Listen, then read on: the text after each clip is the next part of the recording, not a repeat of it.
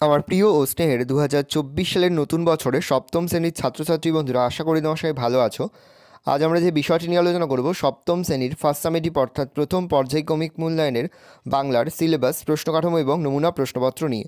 প্রথমে তোমরা সিলেবাসটা দেখে নাও কী কী বিষয় তোমাদের ফার্স্ট সামেটিভ অর্থাৎ প্রথম পর্যায়ক্রমিক মূল্যায়নে থাকবে। তোমাদের প্রথম পর্যায়ক্রমিক মূল্যায়নের ক্ষেত্রে ফুল মার্কস থাকবে 15, আর সময় তোমার থাকবে 30 মিনিট।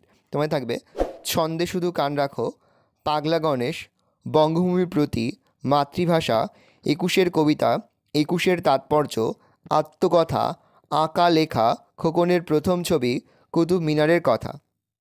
আর ব্যাকরণ থেকে তোমায় থাকবে বাংলা ভাষার শব্দ, বাংলা বানান, এক কথায় প্রকাশ। এই বিষয়গুলোই তোমাদের কিন্তু ফার্স্ট সামেটিভ অর্থাৎ প্রথম পর্যায়ক্রমিক মূল্যায়নে থাকবে। এবার আমরা নমুনা প্রশ্নপত্রটা দেখে নেব। কিন্তু আমরা 2024 সালের ফার্স্ট সামেটিভ অর্থাৎ প্রথম পর্যায়ক্রমিক মূল্যায়নের সপ্তম শ্রেণীর বাংলার কোশ্চেন পেপারটা দেখতে পাচ্ছ। ফুল মার্কস তোমাদের রয়েছে 15, আর সময় তোমাদের রয়েছে 30 মিনিট। দেখো, একের দাগে রয়েছে সঠিক উত্তরটি নির্বাচন করে লেখো। যে কোনো একটি প্রশ্নের মান 1 করে 1 × 1 = 1। প্রথম, গল্পের তথ্য অনুসারে মৃত্যুঞ্জয় টনিক আবিষ্কার হয়েছিল 3539, 3439, 3500, 3336 সালে। উত্তর হবে 3439 সালে। তাহলে গল্পের তথ্য অনুসারে মৃত্যুঞ্জয় টনিক আবিষ্কার হয়েছিল 3439 সালে। পরের প্রশ্ন, অবজারভেটরি এর বাংলা প্রতিশব্দ পরীক্ষাগার, গবেষণাগার, নিরীক্ষণাগার কোনটি নয়? তাহলে হবে নিরীক্ষণাগার। তাহলে অবজারভেটরি এর বাংলা প্রতিশব্দ নিরীক্ষণাগার। পরের প্রশ্ন, অয়েল পেন্টিং বলতে বোঝায় জল রঙে আঁকা ছবি, মোম রঙে আঁকা ছবি, তেল রঙে আঁকা ছবি। উত্তর হবে তেল রঙে আঁকা ছবি। তাহলে অয়েল পেন্টিং বলতে বোঝায় তেল রঙে আঁকা ছবি। দুয়ে দাগে রয়েছে খুব সংক্ষেপে নিচের প্রশ্নটির উত্তর দাও। যে কোনো একটি প্রশ্নের মান 1। প্রথম, গণেশের বয়স কত? তো লিখবে 200 বছর। তাহলে গণেশের বয়স হচ্ছে 200 বছর। প্রশ্ন, নন্দলাল বসুর কাজের কোন দিকটা শিল্পী রামকিঙ্করকে বেশি প্রভাবিত করেছিল? তো লিখবে নন্দলাল বসুর সাদামাটা সুরটা রামকিঙ্কর বেইজকে বেশ প্রভাবিত করেছিল। প্রশ্ন, কুতুবের সঙ্গে পাল্লা দেওয়ার জন্য আর কে মিনার গড়তে চেষ্টা করেছিল? তো লিখবে আলাউদ্দিন খলজি কুতুবের সঙ্গে পাল্লা দেওয়ার জন্য মিনার গড়তে চেষ্টা করেছিল। তিনে দাগে রয়েছে নিচের প্রশ্নটির উত্তর দাও। যে কোনো একটি প্রশ্নের মান 2। প্রথম, ব্যতিক্রম অবশ্য এক আধজন আছে, ব্যতিক্রমী মানুষটিকে কিভাবে তিনি ব্যতিক্রমী হয়ে উঠেছিলেন? ব্যতিক্রমী মানুষটি হলো 200 বছর বয়স্ক পাগলা গণেশ। সমগ্র জগৎ যখন বিজ্ঞানের চর্চায় মত্ত, যখন সবাই শিল্প হাইপেন, সঙ্গীত হাইপেন, সাহিত্যের প্রয়োজন ভুলে গেছে, তখন পাগলা গণেশ সভ্য সমাজ থেকে দূরে হিমালয়ের গুহায় বসে কবিতা লিখে, গান গেয়ে, ছবি এঁকে পৃথিবীতে এগুলোর প্রচলন করতে চেয়েছে। কেননা তার মতে পৃথিবীটা তাহলে বেঁচে যাবে। আর এভাবেই সে ব্যতিক্রমী হয়ে উঠেছে। পরের প্রশ্ন, মূর্তি গড়ার ইতিহাসও খুব মজার। রামকিঙ্কর যে মজার কথা বলেছেন তা নিজের ভাষায় লেখো। রামকিঙ্কর বেইজ তার আত্মকথায় জানাতে গিয়ে মজার মজার কথা শুনিয়েছেন। তার বাড়ির সামনে রাস্তাটি ছিল লাল মোরামে আবৃত। একদিন হঠাৎ করে বেশ জোরে বৃষ্টি এসেছিল। মোরাম ধুয়ে বেরিয়ে পড়েছিল নীল রঙের মাটি। এই দৃশ্য দেখে অবাক রামকিঙ্কর কিছুটা মাটি তুলে নিয়ে নানারকম পুতুল তৈরি করেছিলেন।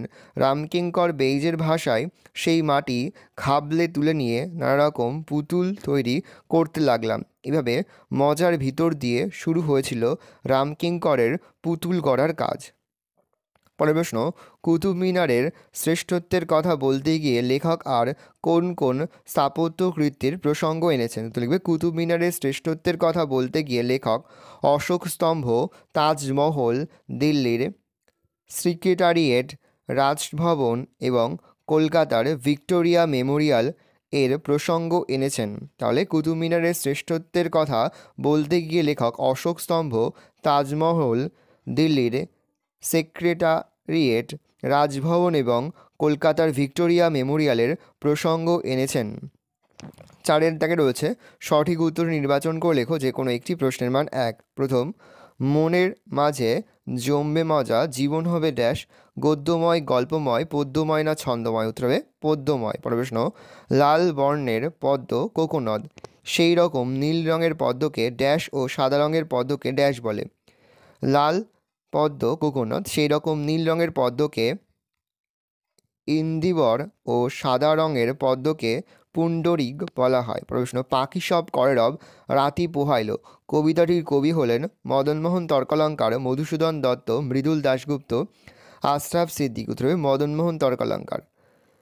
5 দাগে রয়েছে খুব সংক্ষেপে নিচের প্রশ্নটির উত্তর দাও যে কোনো একটি। প্রশ্নের মান 1। প্রথম, my native land good night উক্তিটি কার? প্রিন্টিং মিস্টেক আছে, এটা হবে বাইরনের। তাহলে my native land good night উক্তিটি হচ্ছে বাইরনের, অবশ্যই কিন্তু ঠিক করে নেবে। পরের প্রশ্ন, লাল আকাশে বলতে কবি কি বুঝিয়েছেন? তো লিখবে কবি কেদারনাথ সিং লাল আকাশে বলতে দিনের শেষে অস্তগামী সূর্যের প্রভাবে আকাশ রক্তিম হয়ে ওঠাকে বুঝিয়েছেন। 3, কবির কেন মনে হয়েছে সব সময় ছন্দ উপলব্ধি করা যায় না? কবি অজিত দত্তের মনে হয়েছে সমস্ত দ্বন্দ্ব, বিবাদ, হিংসা দেশ ভুলে না গেলে মন দিয়ে ছন্দ শোনা যায় না। দিগন্ত কিসে মুখর হয়ে উঠেছে বলে কবি মনে করেন? কবি আশরাফ সিদ্দিকী মনে করেন সহস্র পাখির কলতালে দিগন্ত মুখর হয়ে উঠেছে। 6 দাগে রয়েছে নিচের প্রশ্নটির উত্তর দাও যে কোনো একটি। প্রশ্নের মান 2। প্রথম, চিনবে তারা ভুবনটাকে? ভুবন শব্দের অর্থ কী? ভুবনটাকে কিভাবে চেনা সম্ভব? প্রথম প্রশ্নের উত্তর দেখো, ভুবন কথাটির অর্থ হলো আমাদের এই পৃথিবী। দ্বিতীয় প্রশ্নের উত্তর, পৃথিবীর সব কিছুতেই ছন্দ আছে, পৃথিবী ছন্দহীন নয়, সেই সব ছন্দকে মন হাইপেন প্রাণ দিয়ে উপলব্ধি করতে হয়। আমাদের শ্রবণযন্ত্র যে কোনো অনুভূতিকে ধরতে পারে, আসলে মানুষ যদি মন দিয়ে শোনে এবং উপলব্ধি করে তবে তারা যে কোনো বিষয়ের মধ্যেই ছন্দের অস্তিত্ব অনুভব করতে পারে, আর তখন ভুবনটাকে চেনা সম্ভব হয়। আমার জীব অসাড় হয়ে যায়, এ কথা বলার কারণ কি? কবি রবীন্দ্রনাথ ঠাকুর বলেছিলেন মাতৃভাষা মাতৃদুগ্ধ সম, সেই ভাষায় কথা বলতে না পারলে কবি কষ্ট পান, সেই জন্য তিনি বোঝাতে চেয়েছেন তার জীব যেন অসাড় হয়ে যায়। তারা ঝরে গেল, তারা বলতে কাদের কথা বলা হয়েছে? তারা ঝরে গেল কেন? তারা বলতে কবি আশরাফ সিদ্দিকী সেই মানুষগুলির কথা বলেছেন যারা মাতৃভাষায় সম্মান বাঁচাতে আন্দোলন করেছিলেন। তারা অর্থাৎ বাংলাভাষী কবিরা পুলিশের গুলিতে প্রাণ হারিয়েছিলেন, তাই কবি বলেছেন তারা ঝরে গেল। প্রশ্ন, কবি যখন ছবি আঁকেন তখন কী কী ঘটনা ঘটে? কবি যখন ছবি আঁকেন তখন 3টি শালিক ঝগড়া থামায়, চড়ুই পাখি অবাক হয়ে তাকায়, মাছরাঙা মাছ ভুলে তার নীল রঙটি ধার দিতে চায়, প্রজাপতির ঝাঁক ছবিতে থাকতে চায়, গর্ত থেকে ইঁদুরও পিটপিটে চোখে তাকায়, রং তুলিরাও বেজায় খুশি হয়। 7 দাগে রয়েছে খুব সংক্ষেপে নিচের যে কোনো 2টি প্রশ্ন উত্তর দাও। প্রশ্নের মান 1 করে 1 × 2 = 2। প্রথম, কোন বন থেকে কেউ আস্ত ফেরে না? উত্তর লিখবে কালিয়ার বন থেকে কেউ আস্ত ফেরে না। পরের প্রশ্ন, মাকু কি পারে না? উত্তর লিখবে মাকু হাসতে আর কাঁদতে পারে না। প্রশ্ন, মাকুকে কতদিনের চাবি দেওয়া হয়েছে? লিখবে 1 বছরের চাবি দেওয়া হয়েছে। 8 দাগে রয়েছে নিচের বিকল্পগুলির মধ্যে সঠিক বিকল্পটি বেছে নাও। প্রশ্নের মান 1 করে 1 × 3 = 3। প্রথম, হরতাল শব্দটি কোন শ্রেণীর? গুজরাট, তামিল, ফার্সি, ওলন্দাজ। উত্তর হবে গুজরাট। প্রশ্ন, কোনটি খাঁটি দেশি শব্দ? ভাত, বাখারি, ফরাসি না ওলন্দাজ? উত্তর হবে বাখারি। প্রশ্ন, নিচের কোনটি গ্রিক শব্দ? পুঁথি, দাম, তিল, পিলে। উত্তর হবে দাম।